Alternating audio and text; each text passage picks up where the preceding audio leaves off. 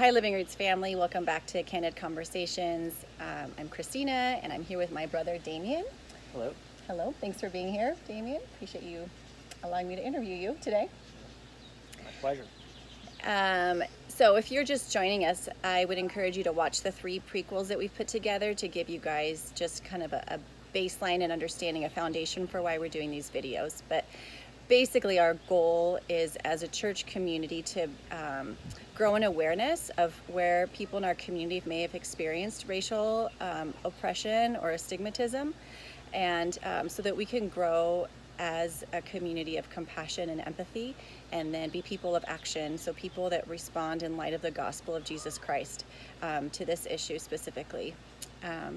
So my first question, Damian, is what is your heritage?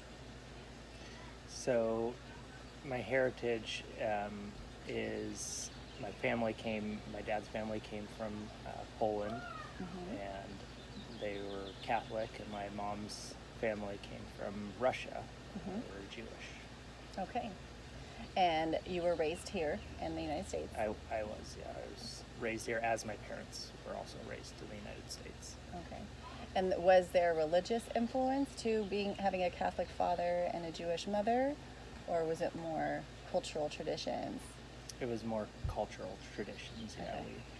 We rarely went to church services or synagogue. Just occasionally on major holidays with other family. Okay. Very interesting. Okay. So my next question is, have you ever experienced any hardship or uncomfortable situation because of your race? Not that I can remember, or that sticks out. Okay.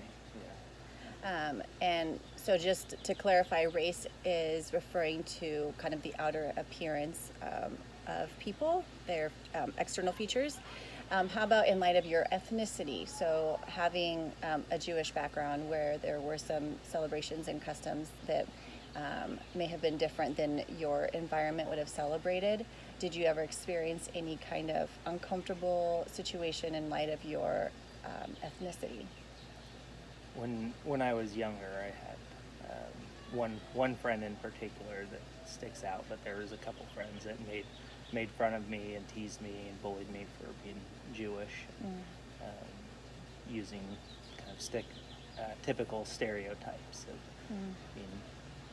being stingy, or just other stuff like that, just making fun of me. And so I think it just left a lasting impression of me, that I was ashamed and needed to hide being Jewish, because I'd be made fun of. And so it's, as I've grown older, it's less of an issue, but for a big part of my life, it was an issue.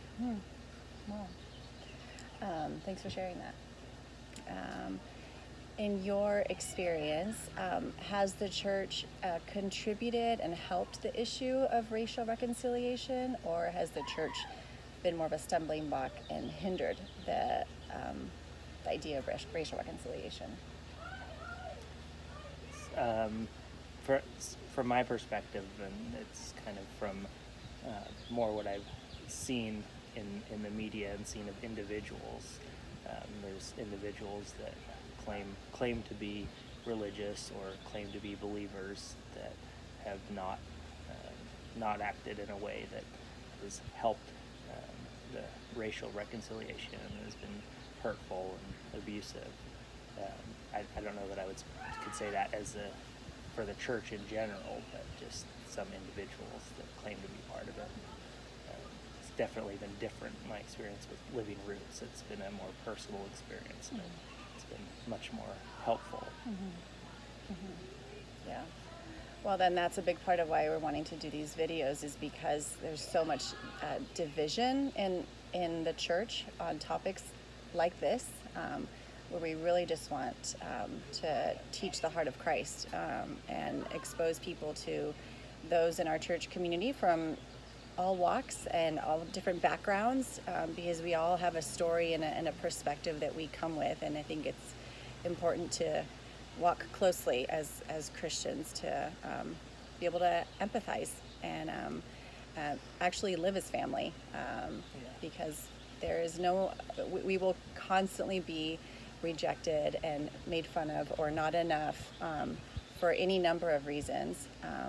But hopefully, as we become more like family within the church and can really love each other with the love that we experience from Christ, it'll continue to be more and more set apart from our society as a people who love like no one else loves on this earth. So that's my prayer for our church community, that we be a tangible expression of the love of God in Santa Rosa. So That's good. Yeah, thank you.